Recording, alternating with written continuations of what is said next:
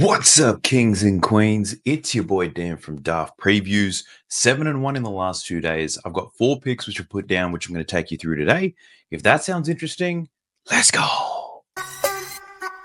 Sub to the channel because your boy's getting busy. Coming to you live from the west side of Sydney. We've got the free picks and the juice on the daily. It's all free, you don't even have to pay me. Before we jump into today's picks and recap, I do ask that you like the video and subscribe to the channel. And this is one of the main reasons why. It is 1:36 a.m. in the morning, and I'm recording this to get this out to you guys. I still have to edit it. I still have to send more picks out to VIP, and I've got to be up in about 5 hours to go to work. So smash that like button, show some love, show some support. Let's grow this channel. Now, recap on yesterday. I shared 3 picks with you guys. We went 3-0 on those. Winning day once again, which takes us to 7-1 in the last 2 days. Things have gone quite well. VIP yesterday had a pretty decent day. 10.9 units in the profit. We had another solid day. We were 1 scoot rebound from achieving a 20+ unit day, but let's not be greedy about it. 5-1 on all my straight picks. The only loser of the day was Jalen Green. Took him over 2.5 3-pointers. He was 1 from 9 from downtown. He tried to cash us out. I didn't hate that bet, but it sucks that I lost. The winners, Podziemski over 8.5 points. That was easy money. He finished with 20. Scoot Henderson over 2.5 rebounds. He finishes with 4. Austin Reeves over 6.5 assists. Finishes with 8. Yabusele finishes right on 3 assists to cash that bet. And Collier, we took him over 6.5 assists and we finished with 8. Smashed some value plays. I spoke about Amon Thompson taking the under. I was either going to be crazy, I was going to look like an idiot, or a genius. And feeling pretty good about this one. We hit a value play for him at plus 425. We smashed his unders. Podziemski, we took him for over 13.5 points. We also hit a Thompson-Podziemski doubles combo. We got over 5 units profit there. And then we hit a Moses Moody value play as well. Let me show you. Went light today, only 17 bets, 10.9 units profit, and 98% return on your investment. Here's Podziemski, $50 into 237. Here's Amon Thompson. We took his under in points, under in rebounds, under in assists, $50 into 262. Moses Moody, 2 assists, 2 3-pointers, 50 into 170. And then here's our doubles combo.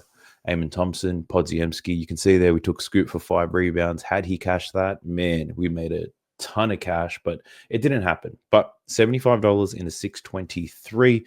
My famous doubles combo deliver once again. Now, if you're interested in jumping in VIP, that's where you get those types of plays. You can get 50% off your first week, month, or year by using the code AMON when you sign up.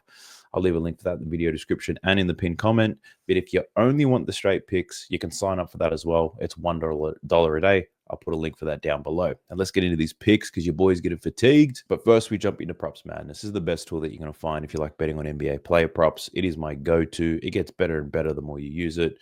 Check it out. You get a 7-day free trial. Use the code DAFT when you sign up and you'll get 25% off as well. Now, let's talk about these picks, shall we? I got 4 of them for you. First one I'm rolling with is Jalen Duren. I'm taking a lot of bigs today, actually, now that I think about it. But Jalen Duren, taking him for over 11.5 points. Now, Jalen Duren, he's projected to play 29 minutes in this game. So we're going to look at games where he plays between 27 and 31. I think that's a pretty accurate range for him. And taking a look at that, he's over this in 8 out of 14 games. So 6.5 point spread in this game. So I think he does see his full minutes projection here. He's averaging 11.9 points per game when he sees this volume of minutes. So that you might think that the line is just right. But then you got to factor in the matchup. And he's up against Indiana Pacers today. He's already played them twice this season, scoring 13 and 17 points in the 2 games, 30 minutes, 27 minutes. So pretty much the range we expect him to play today, scoring 13 and 17. So a lot of these dunks he'd be getting, can get to the free throw line as well. So provided he shoots a decent percentage, I can see Jalen Duren going over. The matchup is pretty good here. The Pacers, pretty average at all the 4 play types for Jalen Duren. They're bottom 10 in putbacks, average at transition, bottom 10 in the pick and roll, bottom 10 in free throws allowed. Some similar types of players have cashed out on them. So I think Jalen Duren takes advantage of this matchup. Now, there is a risk here, and there always is a risk when you bet on Jalen Duren, and that's foul trouble. My man just can't keep his hands to himself. So if he finds foul trouble, then it might be a little bit difficult. But that's the risk you take with a lot of these big guys. But Jalen Duren, I do like his over 11.5 points. The other pick I'm taking here is in the Denver Nuggets versus the New York Knicks. Looking at Karl Anthony Towns, taking his over rebounds and assists. I caught this at 15.5. It's probably going to move to 16.5. And at 16.5, I would still take that as well. Now, Karl Anthony Towns is projected to play 35 minutes in this game. He's got a 3-point spread against Denver, so he should play his full set of minutes. High total, 240 points. The books are expecting a lot in this one. Now, we're going to look at 32 to 38 minutes as a range for Karl Anthony Towns. And in 32 to 38 minutes, he's averaging 17.5 rebounds and assists. Now, it's not the biggest gap, you could say, between his averages and what his line is today. But the matchup at the moment is excellent. The Nuggets, they allow the second most assists to centers over their last 15 games. They actually allow the most assists overall this season. Now, if we use the same filters for his minutes, but we change it, so we're only looking at the bottom 10 teams in assists allowed, suddenly it looks a little bit better. He's over this line in 7 out of 8 games against these teams that give up a ton of dimes, including the Denver Nuggets. He's averaging 19.4 rebounds and assists. The last time he played them, quite well. He finished on 19 rebounds and assists, 15 boards, and 4 assists. So the matchup is absolutely fantastic. I do like Karl Anthony Towns to go over his rebounds and assists. Close game, should get a ton of minutes, get a lot of boards. Hopefully he doesn't screw us over on the assists. I haven't had much luck betting on his assists, but the matchup, it's too good for me to ignore. So Karl Anthony Towns over his rebounds and assists, that's what I'm taking.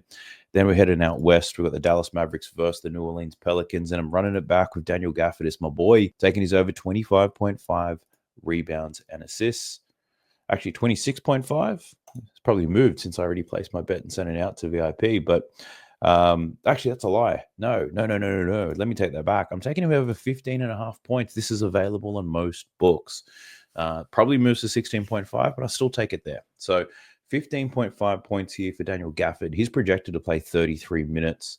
Looking at games when he plays at least 29 minutes to get a decent sample size, we can see he's over this line in 5 out of 6 games, averaging 20.5 points.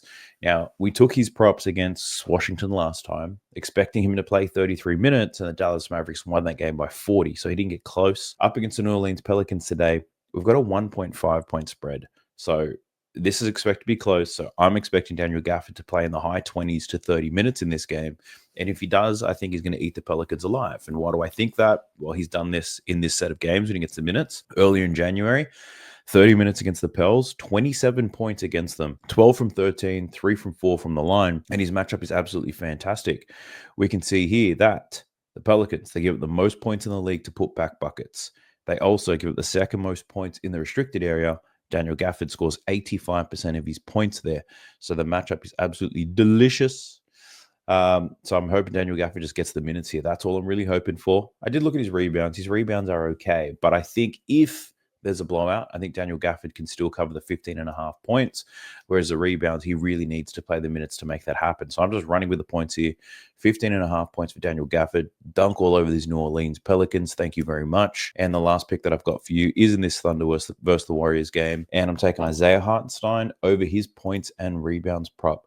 We're looking at over 22.5 points and rebounds. Now, Isaiah Hartenstein is projected to play 32 minutes in this game. There is a 10-point spread here, so he could see less than that. But we're going to look at the games where he plays between 29 and 35 minutes. And when he plays 29 and 35 minutes, we can see that he's over this line in 15 out of 18 games, averaging 25.3 points and rebounds. Played the Warriors earlier this season. He had 14 points, 14 rebounds, 28 points and rebounds. If you can't do math, I'll do it for you. Now, he's got a great matchup here. It's pretty much a massive size advantage for him. The Warriors also allow the most points in the non-restricted area in the paint, which is where Isaiah Hartenstein scores 51% of his points. Now, this are a lot of those pop floater type shots, which Isaiah Hartenstein loves to take. A lot of bigs don't have the touch for that, but Isaiah Hartenstein, he's really perfected it. So he's got a great matchup to score some points here down low against the Golden State Warriors.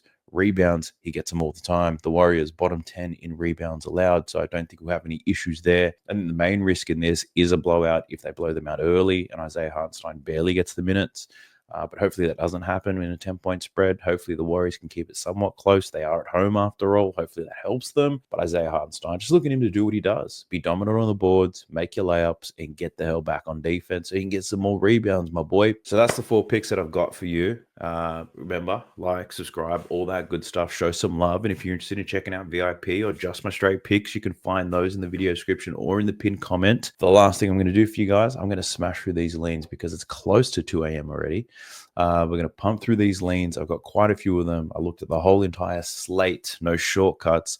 Let's talk about it. Let's go.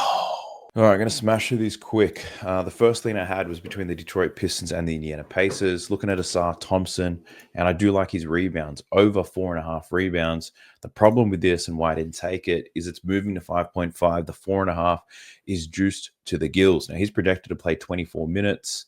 If we get him playing between 20 and 25 minutes or something like that, what are we looking at? 20 to 27 minutes. Over in 8 of 12, averaging 5.8 boards. He had 7 rebounds against the Pacers last time.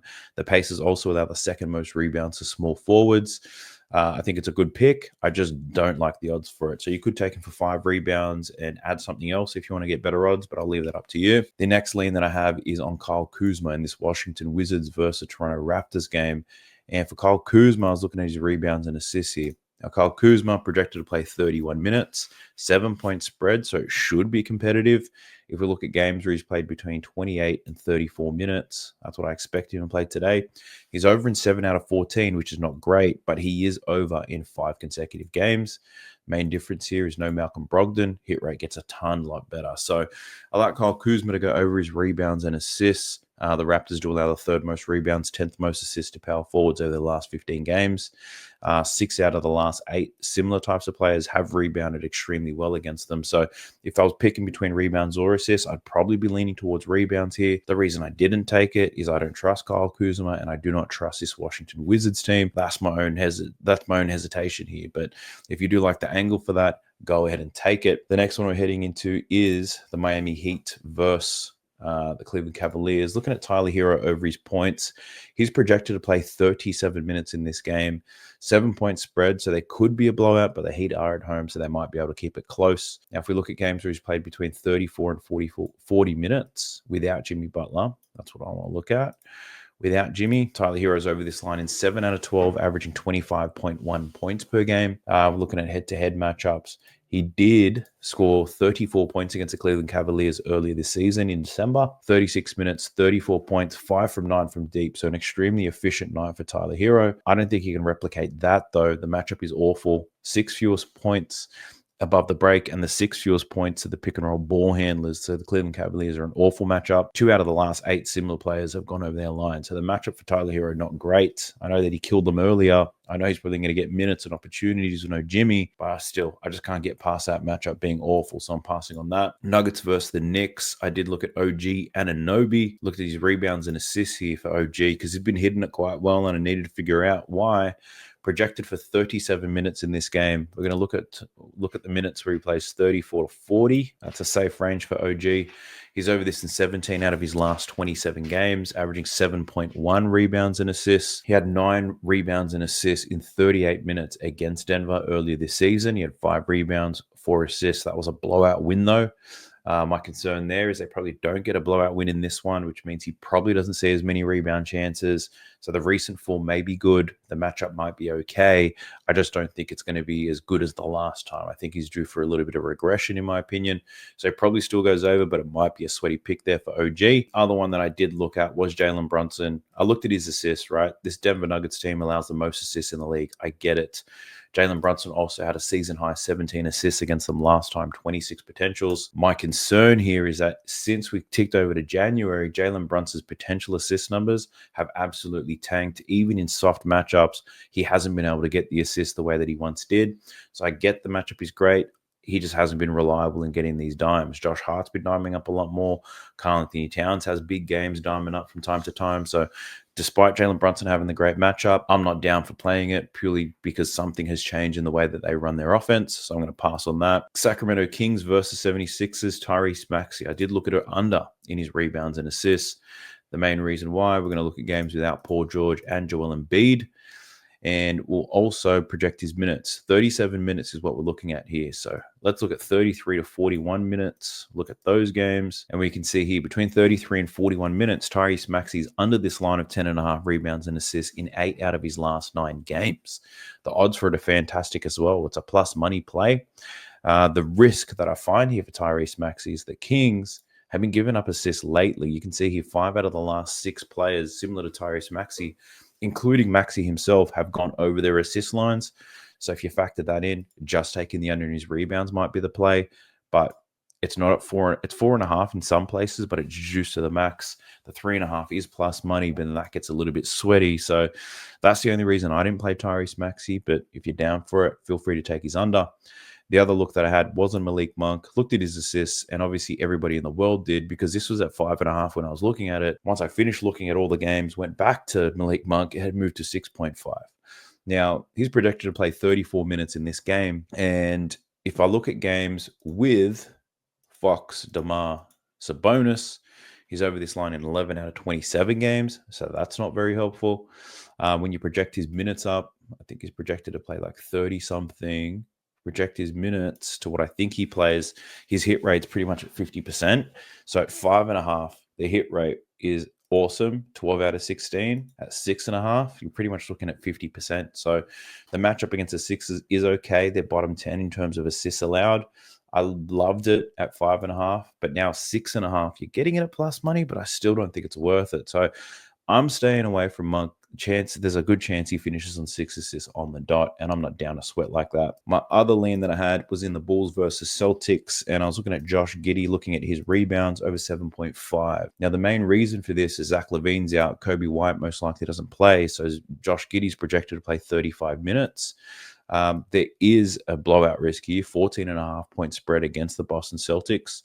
So I'm looking at games where he plays between 32 and 38 minutes based off his projections. I think that's a safe number. And take a look at this. He's over in 6 out of 9 games, 5 consecutive games, averaging 10 rebounds per game in these types of matchups. What I also like about this is in his last matchup against the Celtics, he had 8 rebounds in only 24 minutes. So if he's expecting to play an extra 8 to 12 more minutes than he did last time, where he had 8 rebounds, there might be a chance here that Josh Giddey gets 10. So I didn't mind that. The risk, in my opinion, is that blowout. If the blowout does happen, then Josh Giddey's probably not going to get close to this. So that's my concern that I have with my fellow Australian Josh Giddey. But hey, if you're down with it, go ahead and get it. So that's a wrap on today's video. Kings and Queens. I got to edit this thing, get it out to you. Hopefully I'm in bed by 3 to 3:30 a.m. But then I got to get up at 6:30 to do it all again. So I appreciate all the love. Let me know what your thoughts are down below in the comment section. Blow it up. Push this video out to more people. I'll catch you guys in the next one. Peace.